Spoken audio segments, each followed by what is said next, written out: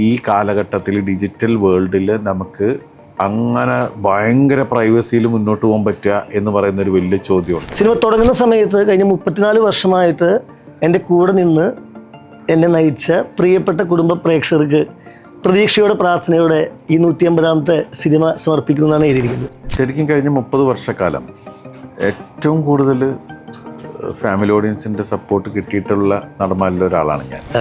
വിൻഡോയ്ക്ക് cinema ആവശ്യമായിരുന്നു, റാണി റാണിക്ക് cinema ആവശ്യമായിരുന്നു, എനിക്ക് സിനിമ വളരെ ആവശ്യമായിരുന്നു. ചിഞ്ചു എൽസ റാണി എന്ന് പറഞ്ഞ കഥാപാത്രം ആരാണ് ചെയ്യുന്നത്, ആര് ചെയ്താലും അത് നിന്നാൽ മാത്രമേ ഈ സിനിമയുള്ളൂ.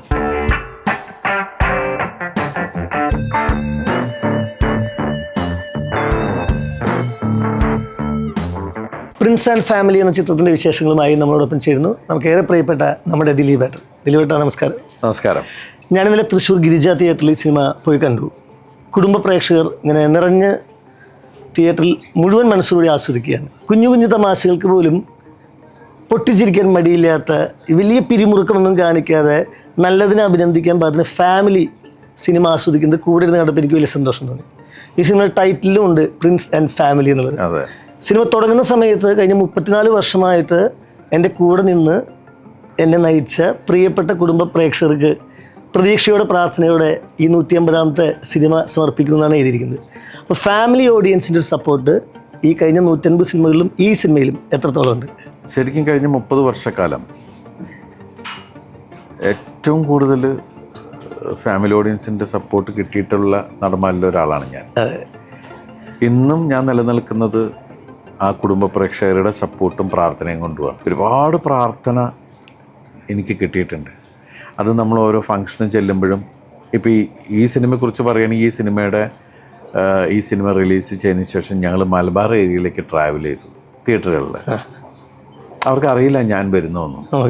ഞാനും എൻ്റെ കൂടെ അഭിനയിച്ച ഹീറോയിൻസൊക്കെ ആയിട്ടാണ് ഞങ്ങൾ പോയത്. അവിടെ ചെന്ന് പടം കഴിഞ്ഞ്, ശരിക്കും പടം കഴിഞ്ഞപ്പോൾ തിയേറ്ററിൻ്റെ അകത്ത് ലൈറ്റ് ഇടുമല്ലോ, ആ സമയത്താണ് നമ്മൾ മുമ്പിൽ നിൽക്കുകയാണ്.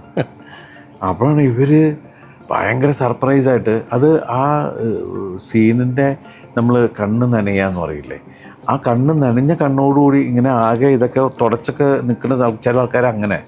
അപ്പം ആൾക്കാർ സർപ്രൈസായി പോയി നമ്മളെ കണ്ടു കഴിഞ്ഞപ്പോൾ. വേഗം ഭയങ്കര ആർപ്പുവിളിയും ബഹളവും കയ്യടിയും ഒക്കെ ആയിട്ട് ഇറങ്ങി ഓടി വന്നിങ്ങനെ ചില അമ്മമാരൊക്കെ ഒന്നുകൊണ്ട് കെട്ടിപ്പിടിക്കാന്ന് പറയില്ലേ. അപ്പോൾ നമുക്ക് ശരിക്കും ആ ഒരു ഫീലുണ്ടല്ലോ. ഞങ്ങൾക്ക് കുറേ കാലമായി ഞങ്ങൾ തിയേറ്ററിൻ്റെ അകത്തിരുന്ന് ചിരിച്ചിട്ട് അയ്യോ ഇതുപോലുള്ള സിനിമകൾ വരണേ എന്നൊക്കെ അങ്ങനെയൊക്കെ പറഞ്ഞ് ഒരുപാട് വിശേഷങ്ങളും ഒക്കെ സിനിമ ഞങ്ങൾ എന്നിട്ട് ഫോട്ടോ ഒക്കെ എടുത്ത് ഞങ്ങൾ ചോദിച്ചു എങ്ങനെയുണ്ട് സിനിമ, ഇഷ്ടമായോ? എല്ലാവരും ഒരേ സ്വരത്തിൽ ഞങ്ങൾക്ക് എല്ലാവർക്കും ഇഷ്ടമായി എന്നാൽ. കാരണം അതിനകത്തൊരു സോഷ്യൽ മെസ്സേജ് നമ്മുടെ പല സിനിമകളിലും അങ്ങനെ മുൻകാലത്തൊക്കെ അങ്ങനെ ഉണ്ടായിട്ടുണ്ട്. ഏതൊരു സിനിമ ചെയ്യുമ്പോഴും എന്തെങ്കിലും ഒരു സാധനം സമൂഹത്തിന് കണക്റ്റഡ് ആയിട്ടുള്ള, സൊസൈറ്റിയോട് കമ്മിറ്റഡ് ആയിട്ടുള്ള ചില സാധനങ്ങൾ. ഈ സിനിമയിൽ അത് 100% അങ്ങനെ ഉണ്ട്. മാത്രമല്ല ഈ സിനിമ ശരിക്കും നമ്മളെല്ലാവരും ഇപ്പം പ്രകൃതിയിൽ എത്രത്തോളം വായു ആവശ്യമാണെന്ന് പറയുന്ന പോലെ തന്നെയാണ് ഇന്നത്തെ ഒരു സംഭവത്തിൽ സോഷ്യൽ മീഡിയ. ഡിജിറ്റൽ വേൾഡിൽ സോഷ്യൽ മീഡിയയെ മാറ്റി നിർത്തിയിട്ട് നമുക്ക് ചിന്തിക്കാൻ പോലും പറ്റില്ല, സംസാരിക്കാൻ പറ്റില്ല. നമ്മൾ ഈ സംസാരിക്കുന്ന പോലും മീഡിയ റിലേറ്റഡ് ആയിട്ടാണ് ചെയ്യുന്നത് അല്ലേ? കാരണം നമ്മളുടെ ലൈഫിൽ ഏറ്റവും കൂടുതൽ ലൈഫിൽ പ്രൈവസി ആഗ്രഹിക്കുന്ന ഒരുത്തൻ പടത്തിൻ്റെ ബിഗിനിങ് തന്നെ പറയുന്നുണ്ട്, എന്നിട്ട് എന്താ ഇതിലെ വഴിവെട്ടാഞ്ഞത്, അവൻ്റെ പ്രൈവസി പോവത്രേ. കാരണം അത്രയും പ്രൈവസിക്ക് പ്രാധാന്യം കൊടുക്കുന്ന ഒരാളുടെ ജീവിതത്തിൽ ഉണ്ടാവുന്ന മാറ്റങ്ങളാണ്. എങ്ങനെയാണ് നമുക്ക് ഈ കാലഘട്ടത്തിൽ ഡിജിറ്റൽ വേൾഡിൽ നമുക്ക് അങ്ങനെ ഭയങ്കര പ്രൈവസിയിൽ മുന്നോട്ട് പോകാൻ പറ്റുക എന്ന് പറയുന്നൊരു വലിയ ചോദ്യമുണ്ട്. പിന്നെ സോഷ്യൽ മീഡിയയിലെ ആളുകളുടെ സപ്പോർട്ടും ഈ സിനിമയ്ക്ക് ഭയങ്കരമായിരുന്നു. കാരണം ഒരുപാട് ആൾക്കാരും എന്ന് വെച്ചിട്ടുണ്ടെങ്കിൽ ഈ സിനിമ കണ്ടതിന് ശേഷം ചില ആൾക്കാർ വിളിച്ചു ചോദിച്ചു ഞങ്ങളെ ഉദ്ദേശിച്ചാണോ എന്ന് പറഞ്ഞപ്പോൾ നമ്മൾ പറഞ്ഞു അങ്ങനെയല്ല, അല്ലല്ലേ തമാശ പറഞ്ഞാണ്, ഞങ്ങൾ ഭയങ്കരമായിട്ട് എൻജോയ് ചെയ്തു, ഞങ്ങൾക്കും ഒരു തിരിച്ചറിവാണത്. കാരണം ചില ആൾക്കാർ കൈവിട്ടു പോവാന്ന് പറയില്ലേ, അപ്പം അങ്ങനെയുള്ള ആൾക്കാർക്കും ഒന്ന് ചിന്തിക്കാനുള്ളൊരു സിനിമ കൂടിയാണ്.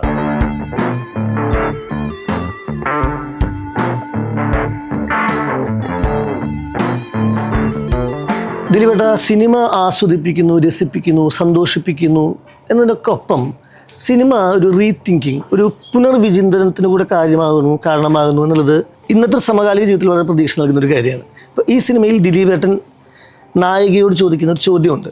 നിനക്ക് മില്യൺ വ്യൂവേഴ്സ്, സബ്സ്ക്രൈബേഴ്സ് ഒക്കെ ഉണ്ടാവും, ആത്മാർത്ഥമായിട്ട് സ്നേഹമുള്ള ഒരു ബെസ്റ്റ് ഫ്രണ്ട്, ഒരു ആത്മമിത്രം നിനക്കുണ്ടോ എന്ന ചോദ്യം തിയേറ്ററിൽ നിന്ന് പണം കാണുന്ന ഇന്ന് ചിലപ്പോൾ മീഡിയയിലൊക്കെ വളരെ സ്റ്റാർഡമുള്ള ചിലർന്ന് സ്വയം ചോദിച്ചാൽ അതൊരു വലിയ റീതിങ്കിങ് ആവുമെന്നാണ് എനിക്ക് തോന്നുന്നത്. തീർച്ചയായിട്ടും. അതുകൊണ്ടാണല്ലോ ഈ സിനിമയെ മോശം പറഞ്ഞ് 1-2 പേര് പറഞ്ഞപ്പോൾ തന്നെ അവർ പെട്ടെന്ന് വയലൻ്റ് ആയത്. അതാണ് എന്തടിസ്ഥാനത്തിലാണ് നിങ്ങളത് പറഞ്ഞത്?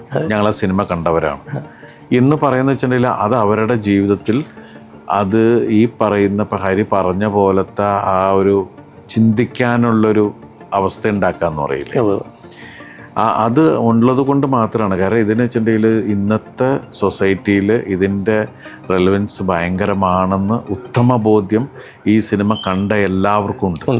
അതുകൊണ്ടാണ് അവർ തന്നെയാണ് ഈ സിനിമയ്ക്ക് ഏറ്റവും കിട്ടിയ പബ്ലിസിറ്റി എന്ന് പറഞ്ഞാൽ മൗത്ത് പബ്ലിസിറ്റിയാണ്. നമ്മൾ അതിന് 3-4 ദിവസത്തിന് ശേഷമാണ് നമ്മൾ ഒരു ഹൈപ്പും ഈ സിനിമയ്ക്ക് ഉണ്ടാക്കിയിട്ടില്ല. ഇങ്ങനൊരു സിനിമയുണ്ട്, ഇങ്ങനൊരു സിനിമയുടെ പേരുണ്ടെന്നുള്ളത് മാത്രമേ വന്നിട്ടുള്ളൂ. പിന്നെ ഈ സിനിമയുടെ കണ്ടന്റ് ഒരു ഇമോഷണൽ ബാക്ക്ഗ്രൗണ്ടിൽ കൂടിയാണ് പോകുന്നതെന്നുള്ളതും അത്യാവശ്യം സൂചന കിട്ടിയിട്ടുണ്ട്. ഈ സിനിമയിൽ ഇങ്ങനെ ചിരിക്കാനുണ്ടെന്നൊന്നും നമ്മൾ അവകാശപ്പെട്ടിട്ടില്ല, മനസ്സിലായില്ലേ?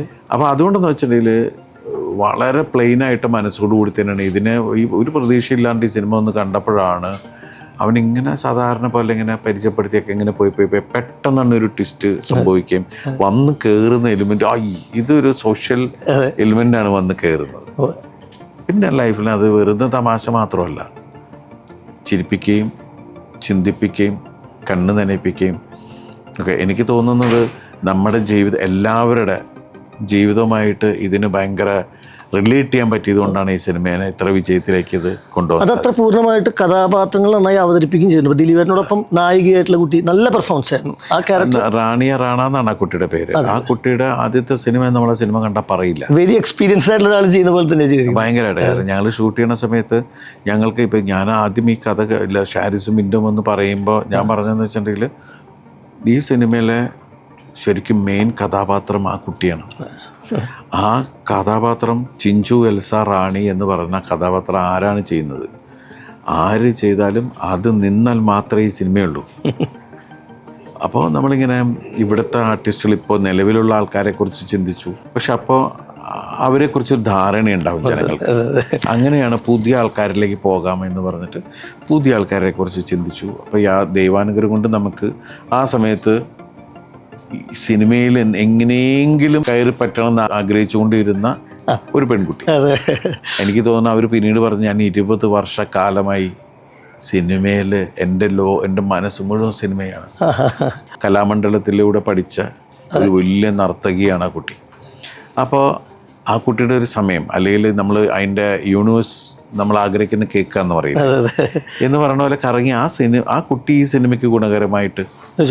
ഒപ്പം ഇപ്പം സിദ്ദിഖ് സാർ അവതരിപ്പിക്കുന്ന കഥാപാത്രം ഒരു പോയിന്റിൽ കുട്ടിയോട് പറയുന്നുണ്ട്, ചിഞ്ചുനോട്, നീ ഞങ്ങളെയൊക്കെ ഫുള്ളാക്കിക്കോളൂ, കർത്താവിനെ ഫുള്ളാക്കരുത്. ഇതൊക്കെ ആളുകൾക്ക് സ്വയം ചിന്തിക്കുമ്പോഴേ ഇപ്പം ദൈവത്തെ പോലും മറന്നുകൊണ്ടും ദൈവത്തെ പോലും പറ്റിച്ചുകൊണ്ടും ജീവിക്കുന്നവർക്ക് ഈ വാചകമൊക്കെ ഒന്ന് ഹൃദയത്തിൽ വന്ന് തറയ്ക്കുന്നത് തോന്നുന്നു. തീർച്ചയായിട്ടും അല്ലേ? തീർച്ചയായിട്ടും. പിന്നെ മറ്റുള്ള ഇപ്പം ബിന്ദു പണിക്കർ, മഞ്ജു പിള്ള, മറ്റൊരു നായിക മീനാക്ഷി എന്നൊരു കുട്ടി, പിന്നെ ജോണി ആനന്ദ് ചേട്ടൻ, അങ്ങനെയുള്ള പിന്നെ മറ്റെല്ലാ ആർട്ടിസ്റ്റുകളുടെയും ഒപ്പം ഡയറക്ടർ, റൈറ്റർ, മറ്റെല്ലാ സാങ്കേതിക പ്രവർത്തകരുടെയും ഒക്കെ ഒരു പൂർണ്ണമായിട്ടുള്ള ശ്രമം വിജയം കണ്ടു എന്ന് തന്നെ പറയാം ഈ അവസരത്തിൽ. 100%. ഇതിൽ നമ്മൾ ഒരാളുടെ ലൈഫ് മാത്രമല്ല, ഇതിൽ ബിൻഡോ സ്റ്റീഫൻ എന്ന് പറയുന്ന ഒരു ഇത്രയും വർഷക്കാലം അയാൾ സിനിമയിൽ അസോസിയേറ്റ് ഡയറക്ടറായിട്ട് ഒരുപാട് കഷ്ടപ്പെട്ട് സ്ട്രഗിൾ ചെയ്ത് വന്നൊരു ചെറുപ്പക്കാരൻ. അതുപോലെ ഷാരിസ് സിനിമയെ വളരെ സീരിയസ് ആയിട്ട് കാണുന്ന ഒരാളാണ്. അപ്പോൾ അവരുടെ ഒരു ഇത്, പിന്നെ നാച്ചുറലി ലിസ്റ്റിൻ ഇവിടെ അദ്ദേഹത്തിന് 30ാമത്തെ സിനിമയാണ്, ഒരുപാട് സിനിമ ചെയ്യുന്ന ഒരാളാണ്.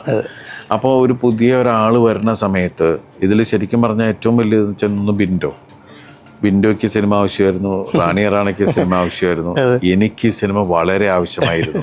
അതുപോലെ തന്നെ ഈ സിനിമ ഓടുന്ന ഏറ്റവും കൂടുതൽ എന്താ പറയുക ഒരു ചലഞ്ചായിട്ട് എടുത്ത ഒരാളാണ് ലിസ്റ്റ് സ്റ്റീഫൻ. മനസ്സിലായില്ലേ? അപ്പോൾ ഈ സിനിമ നമുക്ക് എത്രത്തോളം ആവശ്യം നിങ്ങൾക്ക് എല്ലാവർക്കും അറിയാം. എന്ന് വെച്ചാൽ ഇപ്പോഴത്തെ ആനുകാലിക സംഭവങ്ങളെ ബേസ് ചെയ്ത് ഇപ്പം ഞാൻ 150ാമത്തെ ഒരു സിനിമ വരുമ്പോൾ അത് കുടുംബ പ്രേക്ഷകരുടെ സിനിമ തന്നെ ആയിരിക്കണം എന്നുള്ളൊരു ആഗ്രഹം ഉണ്ടായിരുന്നു. അത് എല്ലാം കൂടി ഒത്തുവരിക എന്ന് പറയില്ലേ? എത്രയധികം ഒരു കുടുംബ ബന്ധങ്ങളുടെയും സൗഹൃദത്തിൻ്റെയും പ്രണയത്തിൻ്റെയും വിരഹത്തിൻ്റെയും ഒക്കെ നല്ല അഭിനയ മുഹൂർത്തങ്ങൾ സമ്മാനിച്ച ഞങ്ങളുടെ പ്രിയപ്പെട്ട നായകൻ ഇനിയും കൂടുതൽ വലിയ വിജയങ്ങൾ നേടത്തുന്നത്. അല്ല, നമ്മൾക്ക് ഉള്ളത് കിട്ടിയ ഗുണം എന്ന് വെച്ചാൽ ഭാഗ്യം തന്നെ പറയാം. അതെ, ഒരു 3 തലമുറ എന്ന് വേണമെങ്കിൽ പറയാം. അതാണ്. ഞാൻ CID മൂസ എന്ന് പറഞ്ഞ സിനിമ ചെയ്യുന്ന സമയത്ത് അന്ന് കുട്ടികളായിരിക്കുന്നവർ, അതെ, അവരുടെ അച്ഛനും അമ്മയും ഇന്ന് ആ കുട്ടികളായിരുന്ന കുട്ടികൾ മാതാപിതാക്കളായി, അതെ, അവരുടെ കുഞ്ഞുങ്ങൾ. അങ്ങനെ 3 തലമുറയുടെ മുമ്പിലാണ് നമ്മൾ പെർഫോം ചെയ്തുകൊണ്ടിരിക്കുന്നത്. മനസ്സിലായില്ലേ? അപ്പം അത്രയും സപ്പോർട്ട് നമുക്ക് ഈ സിനിമയ്ക്ക് കിട്ടി. കാരണം ആ സ്നേഹവും സിനിമയെ, ഞാൻ അഭിനയിക്കുന്ന സിനിമ നിങ്ങൾ ഒരുപാട് സ്നേഹിക്കുകയും ചെയ്തതിൻ്റെ അടിസ്ഥാനത്തിലാണ് നിങ്ങൾ പ്രിൻസ് ആൻഡ് ഫാമിലി എന്ന് പറഞ്ഞ സിനിമയ്ക്ക് ഒരു നോൺ ഷോ കഴിഞ്ഞപ്പോൾ ഗംഭീര സിനിമയാണെന്ന് അഭിപ്രായം കിട്ടിയപ്പോൾ നിങ്ങളെല്ലാവരും തിയേറ്ററിലേക്ക് ഓടി വന്നു. അത് മറക്കാനാവില്ല. അത്രയേറെ നന്ദിയും കടപ്പാടും അറിയിക്കണം എൻ്റെയും എൻ്റെ കുടുംബത്തിൻ്റെയും. താങ്ക് യു ദിലീപേട്ട. Thank you very. Thank U.